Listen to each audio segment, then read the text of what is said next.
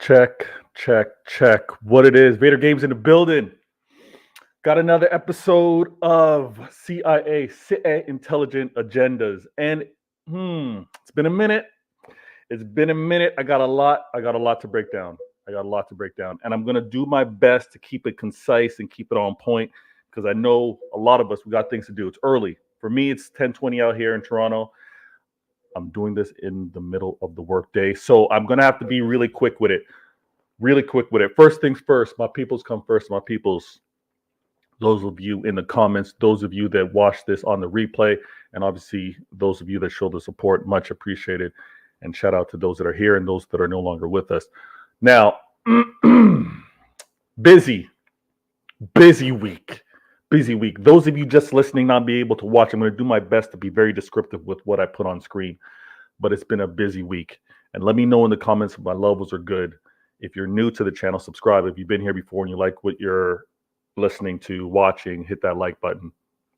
But we got a lot to cover. It's match play 26 or match week 26, however you want to look at it, 2024. And we're going to do a really brief breakdown. I'm going to talk about the teams that we as City fans need to be concerned with.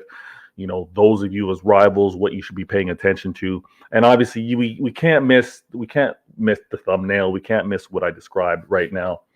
And I'm going to get into it light, though. I'm going to get into it light because I'm going to go in. I'm going to go in on American Waffle. And I don't want to really break everything down right now. Oh, my. See, this time of day, the way the lighting comes through, it distorts my green screen. That's what. But we're gonna deal with it anyways. All right, let me do this because I have to do this. Let me show love to the first in the comments. First in the comments is the girl RK. Yo, good. We see ya. Thank you. The girl RK, it's been a minute. CIA intelligent agendas. We cover off on what rivals do, and then we also give the proper perspective with what we do as City, right? And there's been a lot of narratives, a lot of like forced agendas. So we're gonna deal with all of that. And I'm gonna do things different because, like I said, I want to be really concise with things. So as opposed to working from bottom up, right? And if we were to do that, teams that we've been concerned with or we've been looking after since the start of CIA, it's been Chelsea. And look where Chelsea are. Chelsea are 11th. Look at that. So do we spend time going from the bottom up? You know what? Maybe we do that. Maybe we do that because we don't have to spend much time. All right? We don't have to spend much time. I see Zio in the building. Let me show Zio some love. We were lucky on Saturdays. Zeno, were we lucky? Were we lucky? Or is it the way that we play, the chances that we really give up? They're low in numbers. Are we really lucky? Actually, let me make sure my sound isn't messed up because if I get people joining. But Zeno, I disagree. I disagree with the luck. The luck is really being talked about by the rivals. They want to talk about. And I know I'm going back a while, but even with regards to Brentford, they want to talk about if it not for the slip, would City have won? Listen, you could do the what ifs with everybody. If the player was out of position, if the deflection did, we are creating a incredible amount of chances. We're putting our players in positions to get results, to get those goals. Now, have we had our shooting boots? No, I'll be the first to admit. We're not as clinical as we tend to be. But the way Pep has set up, even with many of us maybe disagreeing with what the 11 are, we're getting our chances, We're getting our chances. Zeno also goes, how Bournemouth did not score, I don't know, to be honest. That second half was bad. Okay. They had their chances. Ederson came up big with some saves. But also look on the other side. Look at the chances we're creating. Look at the saves that are being made against us. We're going to get into it, but let me do this. All right? And I'm going to deal with this. I'm going to deal with this a little later, but this thumbnail or this overlay. Liverpool most winningest underdogs. Let's take a second and actually think about that, and we're gonna revisit it later in the show. But the most winningest English club have consistently been moving, been navigating, been walking around as underdogs. And I'm a chill because I got my like Nas said, my book of rhymes. I got my notes. And I'm gonna pose this question. I want to pose this question on American Waffle. I want to get the American Waffle chat. I want to get the panel members to kind of ask the question. But this underdog, I'm tired of it. The most winningest English club continue to move like underdogs. But congrats to them. We'll get into that a little later in the show. I want to show some love to everyone in the chat. Zeno, 3 points is all that matters, though. Zeno, 100%. They could be the most sexiest build-up play goals. They could be set pieces. They could be the least deserving penalty. I want it all. 3 points is all I want. Zeno, just like you, I want the 3 points and we move. They could be ugly goals, ugly games. I don't care. We get the 3 points, we move. Mancunian goes with you in 10. Take care. Do what you got to do. No problem, Mancunian. He's got something to cook, actually.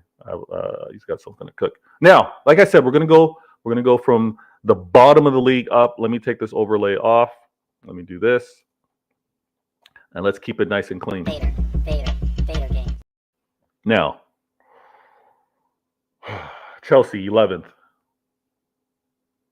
Should they be 11th with the amount that they're spending?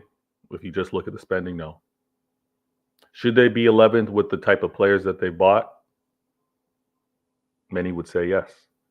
Should they be 11th with the manager and the decisions, instructions, what things that he's done? Very inconsistent.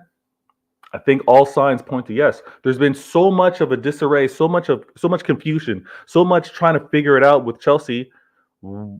Should we be surprised that they're 11th? The fan base won't tolerate that because obviously the fan base have had a expectation and they've grown accustomed to being one of the top clubs in England, despite changing many managers over the years. It looks like that formula can't continue on. And there's something to be said about a culture, even just a way of moving within a club. And when the ownership leaves, which was a big part of that, the heart, you can see how things have changed over there. But Chelsea, I'm not going to spend much time on them. They're 11th. And honestly, I don't see them changing much. That performance against Liverpool falls on the players, falls on the manager. The teams around them, let's look at this real quick, right? Let's look at Chelsea, 11th. The teams around them, West Ham, Newcastle, Wolves, Brighton, we can all see them continuing to play better than them. So does the future look bright for Chelsea? No, it doesn't. They'll have to change things drastically, in my opinion, to really advance up. Now, West Ham lost their best player in Rice last season. Should they be there? A lot of their fan base say no. I'm not going to spend much time on West Ham either. But this, and listen, I'm over here, North America, Toronto to be specific. The London turf wars with regards to clubs, fascinating, funny, hilarious. I'm for it all day. When you got the Fulhams, Crystal Palace, you got Chelsea. Shoot, even the West Ham, Arsenal, those battles, man. Aston Villa, those battles are great. I love them. So if this cluster remains the same, obviously you throw in, up north, you throw in the Newcastle or whatever. But this mix, 11 through 7, or should I include United? Nah, 11 through 7, it's going to be a fascinating battle. Now, got to be careful with how I do this, because Manchester United are the ops. And the direct ops going into this weekend. I'll talk about the derby later in the week. Trust me on that one. Their performance, their loss against Fulham, should it be surprising? Should the loss to Fulham really be surprising for United? Because I know that they were on a 5-game win streak, but it's still Ten Hag. It's still United. They're supposed to fluctuate. It was a late winner. And shout out to Staffy TV. I tuned in, here and there as I was watching the United game. But I felt, was a little too disrespectful of Iwobi. I know Iwobi doesn't maybe look the most polished, but what he was doing on that pitch, he was all over the place. He was getting there, first, second chance. He was getting onto the ball. The fact that he got that winner, the effort we put into that game, well deserved. But we'll talk about United. And I think it's also deserving that they get this loss, because earlier in the week, Sir Jim Ratcliffe was talking about a proposal for Manchester citizens, taxpayers, to pay for their new stadium. Get the heck out of here, man. Listen, I'm not out there, but I hope every Manchester citizen thumbs down, votes no. Listen, taxpayers paying for the stadium, absolutely ridiculous. And I've seen that often here in North American sports, but it should not happen out there. Now, shout out to my man Jacob. Shout out to Alan. Shout out to the Spurs fans. Whew, they're fifth. And it's a quiet fifth. You know what I mean? Like, they're not playing the best. Let's put this on screen, right? They're not playing the best. They suffered a loss. Jacob's going to get cooked, by the way. He's going to get cooked. This is messing up my green screen. I hate this. Let me leave it here. Ah, so annoyed. Sorry about that in the mic. That's a little loud. But listen, United, Spurs. It's a nice little back and forth over nothing, because neither of them are playing for anything really. But they're playing for top four. From a business standpoint, yes, fans shouldn't really celebrate that. It's top four. Who cares? But from a business standpoint, for the club to be able to go after some of those players in the future, for them to have the, financial means, we all have to be aware of FFP. This top four battle is going to be something to pay attention to. It's going to be something to pay attention to, because Aston Villa could threaten up and away if any, let's say, Liverpool, Arsenal, City happen to slip up. Aston Villa can kind of play spoiler in there, but then Aston Villa is obviously they're looking over their shoulder, because they got to worry about Spurs and maybe United. Jacob's going to get cooked later on tonight. American Waffle. Spurs suffering a loss. Is it manager out? Absolutely no. Absolutely not. Do they have the quality players? That's going to be the big conversation. But I'm actually not worried. As a City fan, when we think about our CIA intelligent agendas, I don't have to unleash any agendas versus Spurs. From a threat level, not there. The manager, huge ratings for the manager. Next year now, the threat level of Spurs is going to be up there, because I think Angs he's going to be better suited. He's going to be more familiar. But right now, the threat level is low. United, I'm going to talk about the derby. So from a derby standpoint, threat level is high, because anything happens in a derby. Sorry for hitting the microphone. So that's going to be the concern there, because throwing out my Manchester City form, throwing out United form, that game's going to be a problem, and we're going to have to deal with that. Threat level in terms of winning the league, not even something to waste any thinking on. Charlie in the building. Charlie goes, "Hi, mate." Charlie, I'm good. We're doing a little preview, but really more of a review, because we'll do the preview later in the week. I'm hitting you guys up with the CIA on a Monday. It's typically on a Sunday. And I know I'm sneaking to do this in between of a work day, so I'm going to be really quick and brief with this show. I'm going to be as descriptive as I can. Now, Aston Villa, like I said, I don't think there's much of a threat level there, unless there's like injury concerns or a huge slip up, right? But Aston Villa are quietly doing their thing. Unai Emery is a quality manager. I rate him. Aston Villa, in terms of the environment, everything's kind of bonus, right? Everything's bonus with regards to what they do in terms of placement in the league or results, right? And then we get into the 3-horse race. And let me do this clean. Vader game. We get into this 3-horse race, and Arsenal just keep winning.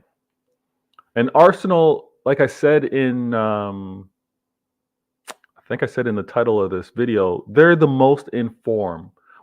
And what I mean by that is they're the most informed in terms of they're defending well and they're scoring a lot of goals. Now, is there huge importance on the number of goals that they score? Not really. I think if you can score goals, that's huge. It's very important. But is there concern in terms of what they do versus other teams? Is it something that they're going to do against us? I don't believe so. But they're concerned, they're informed, and they have momentum. And when I say that, when I say momentum, and again, whether you've played the game or not, we've all watched football for a very long time. We've supported our teams. We've watched the league.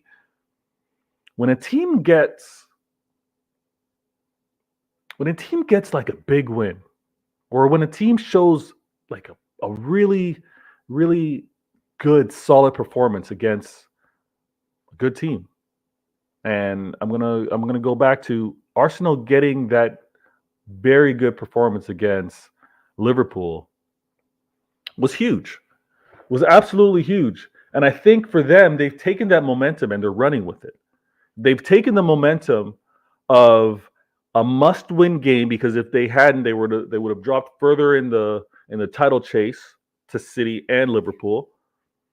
But they got that important win, dominating performance, convincing, and they just ran with it. And the amount of goals that they scored against Liverpool, they're now like almost multiplying it the way they've been scoring, right? Their form's incredible, 5 straight wins, and they're a team that are showing that they're going to keep pace.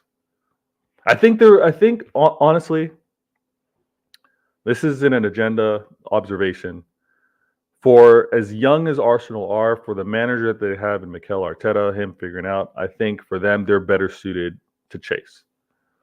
You can see it amongst their fan base. Their fan base feel a lot more comfortable with these wins, quote unquote, going under the radar, or these wins not really meaning that they're top of the league, but they're within striking distance.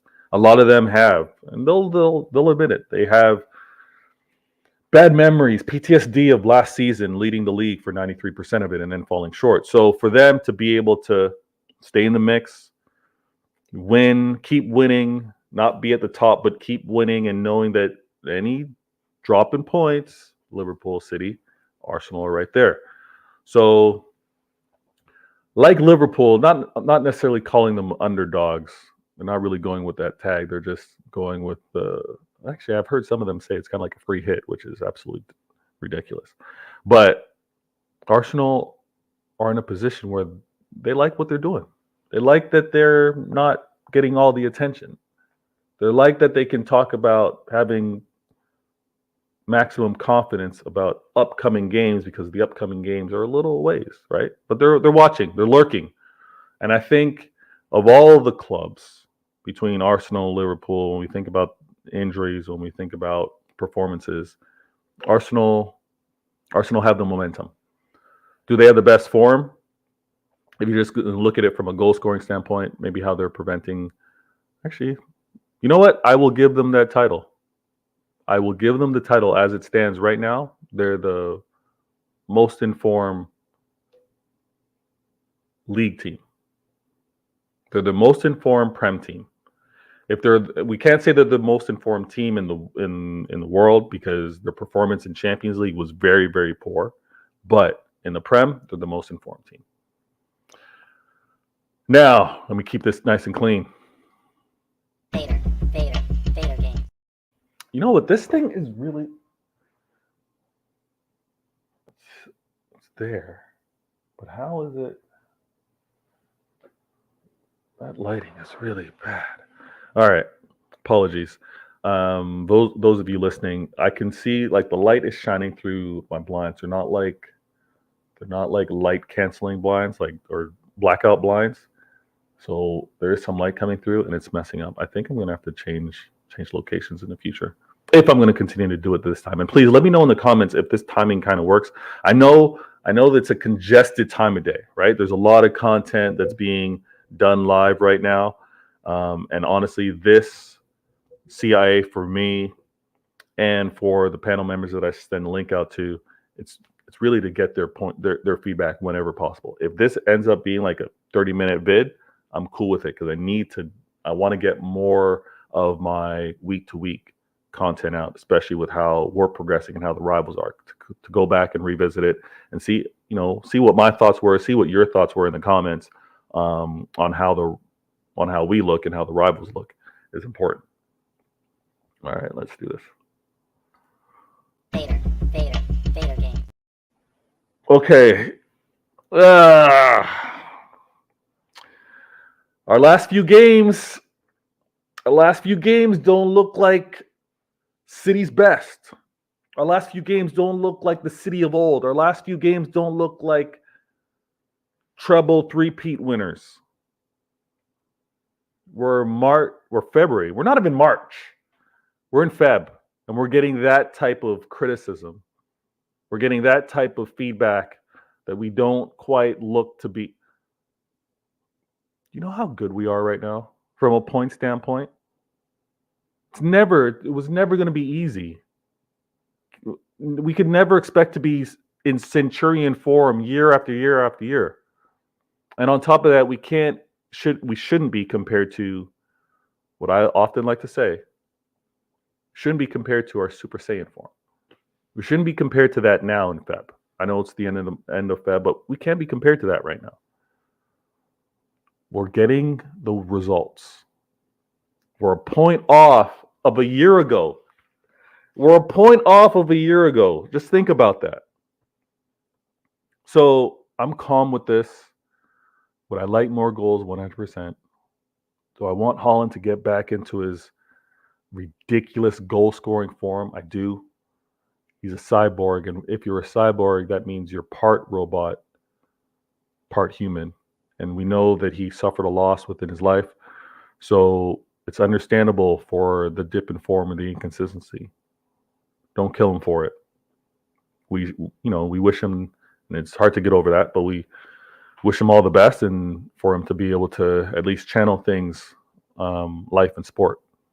But our missed chances, and it doesn't just fall to the foot of Haaland, but our missed chances will fix itself.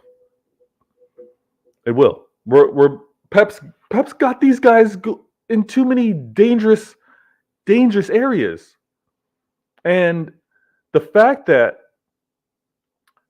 he's still testing. Like I said, it's February. He's still testing players with challenging instructions, with positions that we probably didn't expect. Look, Nunes played on the wing. This last game. I didn't expect it at all. I like what I saw from him. Obviously, there's more for him to develop and learn as a Manchester City player. But his versatility is huge. We know Pep loves that. Wants a player to be able to play on the wing, to be able to play in the midfield. You know, sometimes if it weren't for Haaland and Alvarez, he'd challenge a player to play false nine. But guys and girls, we're scoring enough to win. I'm gonna leave it at that. We're scoring enough to win. And quietly, let me check this up real quick. Quietly, we're collecting some clean sheets. We're quietly collecting some clean sheets. Let me see where we're at right now. So, oh my goodness. Let me say this out loud because it's not here on the screen. Ederson, best keeper in the world, by the way. Ederson is leading with the most amount of clean sheets. Quiet as kept. Ederson's doing that, right? So we need to kind of chill. Erling Haaland still leading as goal scorer, 2 more than that who's in second place. And we're doing our thing. I know it's not the most convincing, but it's effective. It's not the most convincing, but it's effective. And it's effective because you can see what Pep's trying to organize defensively. You can see how he's trying to get everybody on the same page within the midfield. And then our strikers, our killers, they're in the positions. They're just not finishing. Dre P goes, hey guys, if City's win was lucky, then so too was Liverpool in the EFL trophy. I'll start with that one there. Dre P, I said the exact same thing.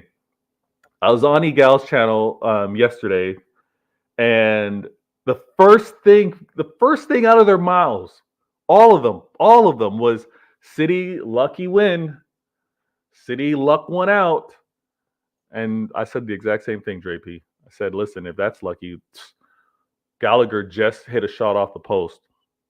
Liverpool were lucky as well. And we're going to talk about Liverpool and their Carabao win, and we're going to get into that. But right now, with regards to City,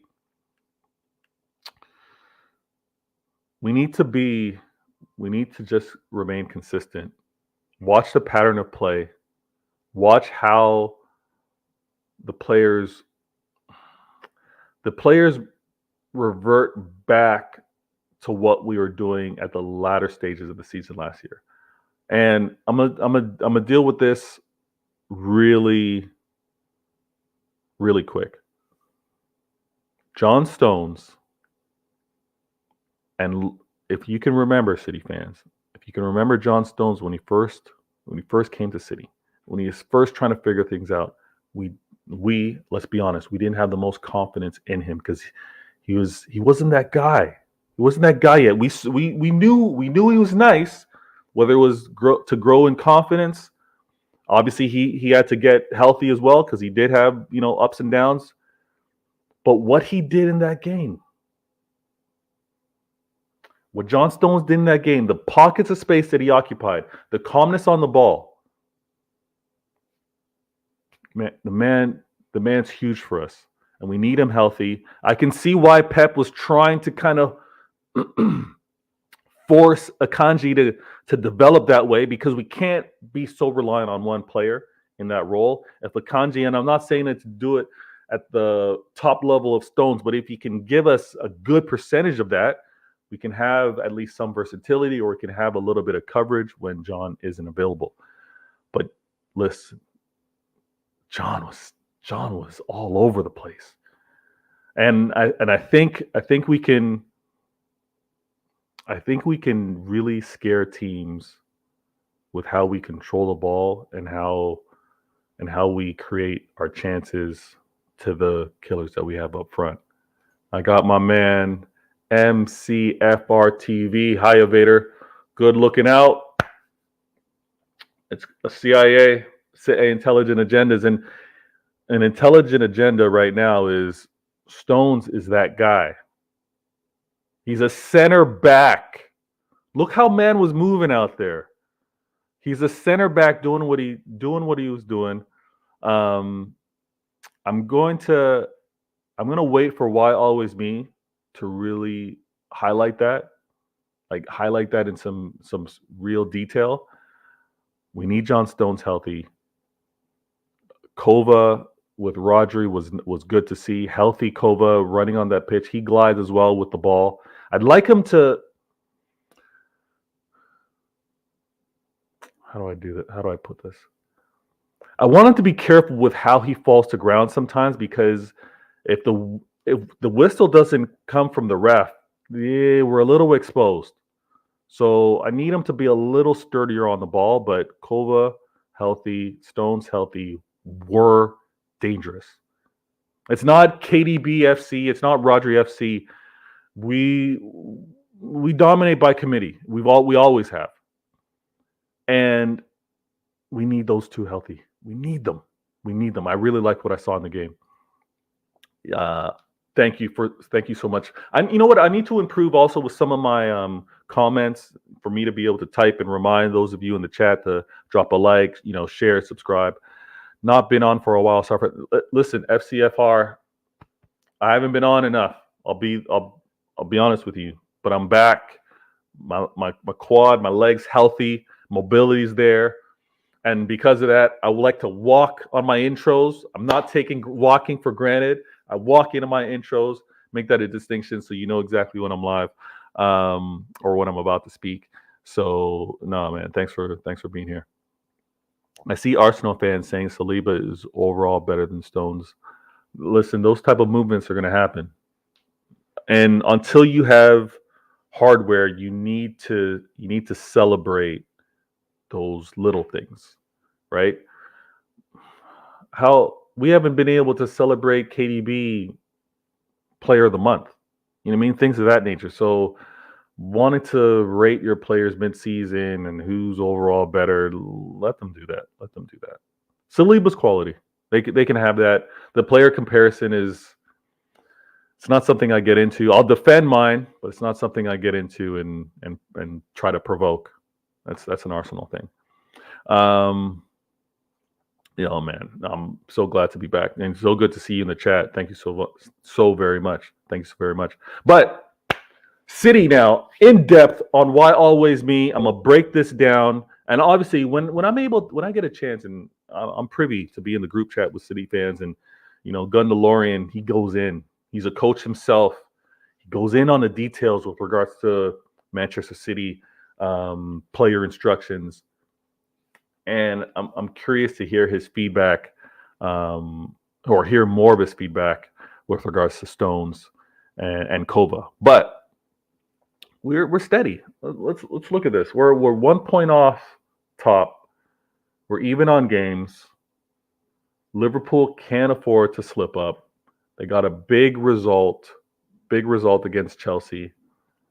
And in the chat, City in the chat,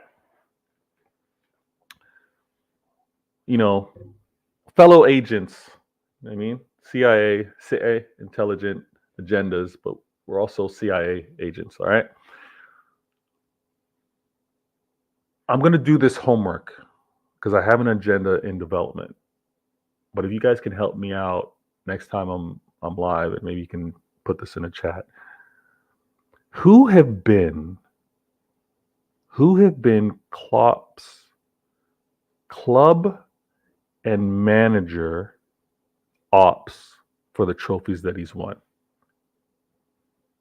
All right. Who have been the clubs and the manager for the cups that he's won? That's some homework. I'll admit I'm going to do this myself. I don't know the answer, but I think he's all domestic cups.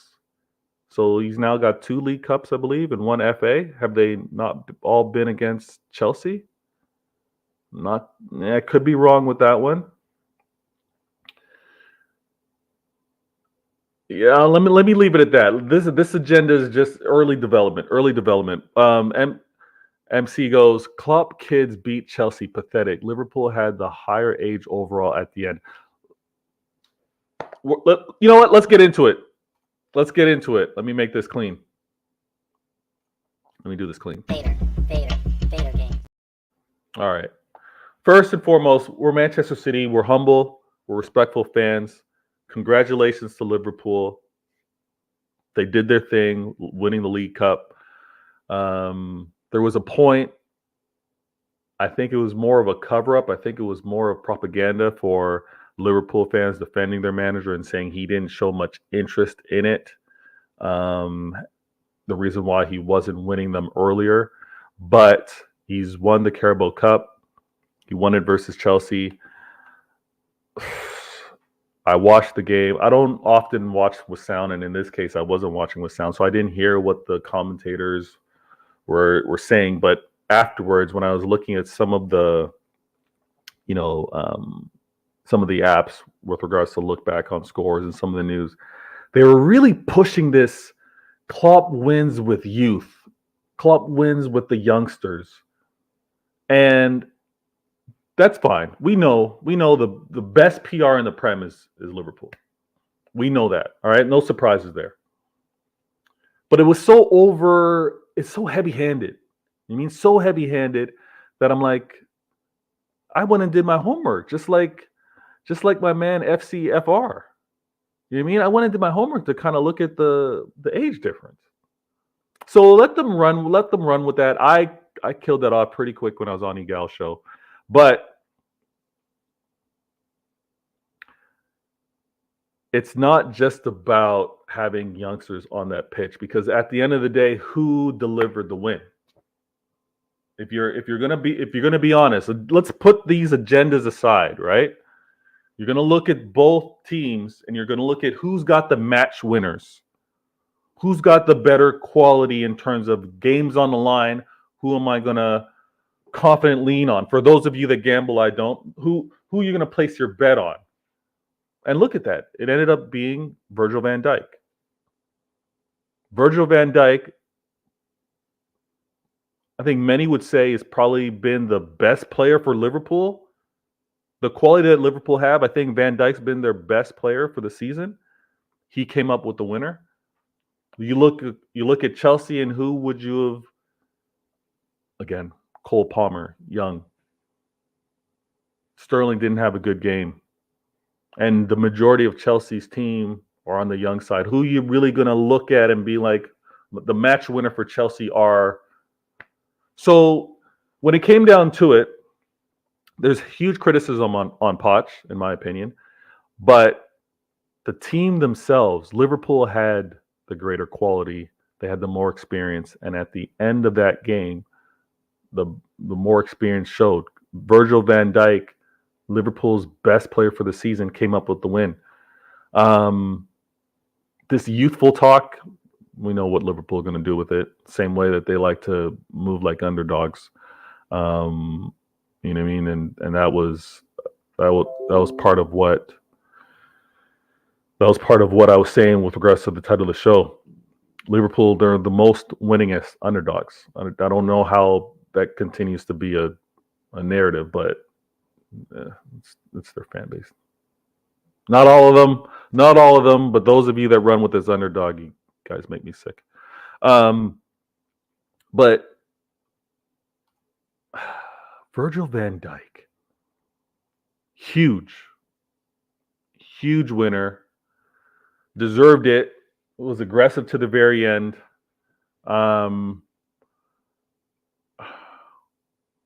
Chelsea showed their youth. In a cup final, Chelsea showed their youth. Liverpool showed their experience. It's gonna be now. If we want to talk agendas, actually, you know what? Before I say that, let me go to the comments.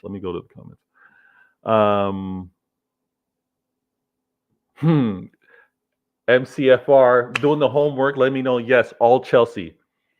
So the domestic wins that Klopp has been able to get have been against Chelsea, and I'm curious: is that Tuchel Chelsea? I don't think it was it. I don't know. I don't think it was Tuchel Chelsea. Was that Conte Chelsea? We gotta have to go back and do some homework. But 3 wins versus Chelsea, and their Champions League win was versus. Let me develop this. Let me develop this agenda. It's in the works. Work with me here. Give me some time. His 3 cups in England, all versus Chelsea. Yep. Dre P agrees. Yep. Okay. You can only beat who's in front of you. But when we want to talk, when we want to talk about it, or when we have to like really split hairs, and we want to talk legacy, I'm gonna leave that for now. But listen, if you're on other shows, let's just inception that thing. All right, inception that thing. Dre P goes, these agendas are getting sick. Theory for you, Vader. Klopp failed to beat Chelsea's kids in 90 minutes and threw in kids to rest players for future games and could not believe his luck. They still nicked it. Dre P, listen. Earlier, Liverpool, quote unquote, Klopp played a weaker team versus Arsenal, right? The fan base wanted to say that he didn't really care for the win. That's why he put on those players, and he lucked the result because Arsenal were so bad. Klopp can't say that he is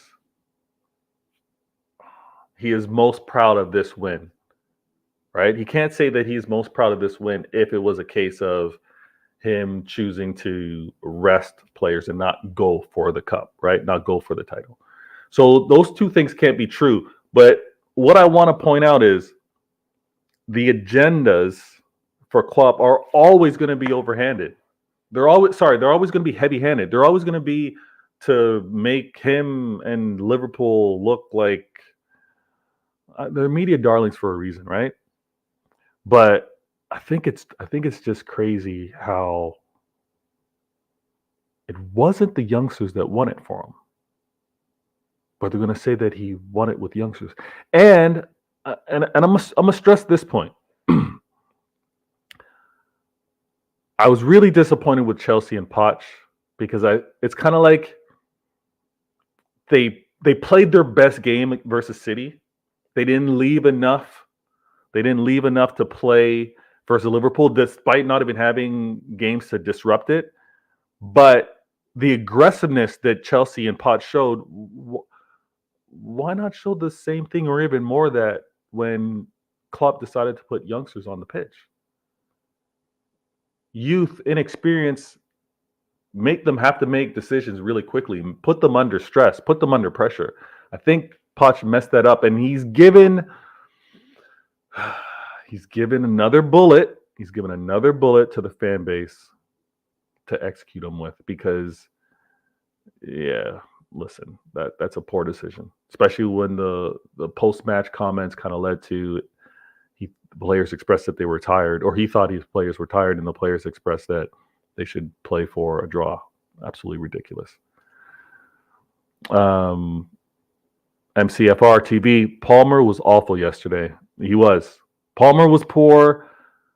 We didn't see the Palmer and Sterling version that we saw versus us.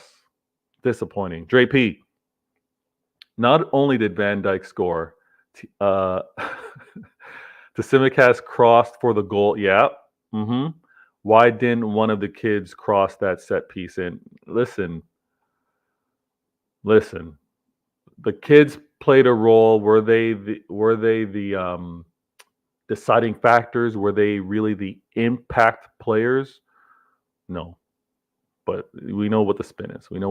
Oh, let me go. Okay, so FCFR went back and he did his homework. So it was Tuchel. It was against Tuchel. And Tuchel was, Tuchel, that bum. Tuchel's a bum. You know what? I'm not upset with the timeline, because the timeline would have been different had us win the Champions League versus them the first time, but it would have only been the Champions League. And funny because it's hindsight, but I'm glad that our first Champions League was a trouble. You know what I mean? But I'm glad. As much as it hurt, I remember having to do content after that Champions League, but if it meant losing to that bum Tuchel, leading to a treble Champions League, I'm actually okay with it. I'm okay with it. Tuchel, Chelsea in 2022, 100%. Yeah. Everybody plays their best against us, man. And when we talk about the preview for the Manchester derby, it's gonna I don't even want to think about it right now. When anyone plays us, it's like their cup final. Listen, it has to be. And you know what? MCFR TV, Dre P, those of you in the chat, it's a sign of respect. If we don't get their best effort against English and European champions, what's going on here? We should be getting their best. We know that it should be an easy coaching week, an easy week of coaching for the opposing manager, because they're playing against the best. Playing against the best, man. Dre P. Agreed, Vader. It was a win-win for Klopp. If he did lose, he could have said it's because he had to play the kids after 90. Yeah, listen, they had all excuses covered. They had all bases covered. Dre P, one of City's and Pep's greatest slip-up is versus Chelsea. I know, man. I know. It was great because it gave him, I think, you know what? That win, that Champions League win might have been that pebble taken out of the dam, right? Might have been that straw that broke the camel's back with regards to Chelsea. Because they got that. He remained on. And it was downhill. It was downhill ever since. MCFR TV. Luckily, I was 13 when we lost the UCL, so I didn't have to play any. You didn't have to do any content. Woo! Lucky you, man. Lucky you. That was a brutal night. I had to go on the FootballTerrace that day. Yeah, you know what? I should go back and watch that. It was character building. It was character building 100%. But like I said, this win for Liverpool, props, shout out to them. Good for them. Liverpool's winning ways continue. Klopp's legacy adds another trophy. Many of them are talking about one down, 3 more to go. See what those 3 are. But it is match 26. They're League Cup champions. We're second in league, 1 point off of them. Arsenal are 2 points off of top. Aston Villa are 8 points off of top. Don't know if they're in the mix right now with regards to challenging, but they're in the mix maybe to disrupt whoever's in third.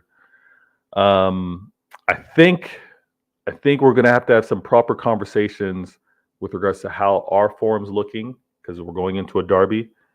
We'll do more of a preview with regards to what the ops have to deal with going into. I'm going to clean up my lighting so that we don't get this disruption in the back. And when we talk about agendas, this year or this season, it being the last for Klopp, there's a lot on the line. Arsenal threats again. There's a lot on the line. Pep trying to win a 4th, never been done. There's a lot on the line. And I think a lot of legacies take a hit. If Klopp loses, not even loses the title, okay? More importantly, if Klopp finishes behind Mikel Arteta and Arsenal, huge, tremendous hit to his legacy. Arteta finishing above Klopp, a reminder that Arsenal most likely do have the right manager, because there's no shame in being better than the rest, but not better than Pep. And if it so happens that City lose the league, it's going to hurt. It's going to hurt to not be able to do something that's never been done before. But again, you're attempting something that's never been done before. So there's a lot of legacies on the line. I'm still backing City as with us being 1 point off, with us not being in the best form. We're in striking distance. We're 1 point off of what we did last season. I think Pep's going to be the manager to manage it best. We need to remain healthy, and I think we can win it all. But it's going to be one game at a time. Our next game is against Luton Town, and Luton Town is going to be a tough game. It's over there. We're playing tomorrow? It's tomorrow, isn't it? Well, let me see this. We're playing tomorrow. All right. So that's going to be a big game. That's going to be a tough game. And we need... when we discuss the preview in detail, most likely on Pitch Points or True City Fan, we'll kind of talk about what the starting 11 is. But it's going to be important to decide on how we play that 11 and how we play... Manchester United. But I'm just realizing that because I snuck away, I got to get back to work.